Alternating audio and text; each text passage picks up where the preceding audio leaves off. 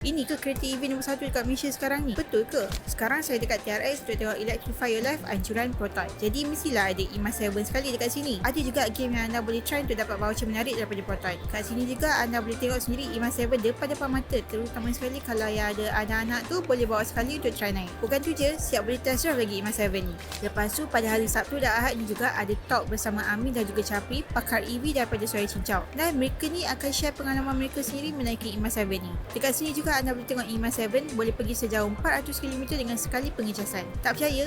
Kami satu tim dah pernah pergi balik dari KL ke Melaka, patah balik ke KL. Sampai KL tu ada baki lagi bateri dia.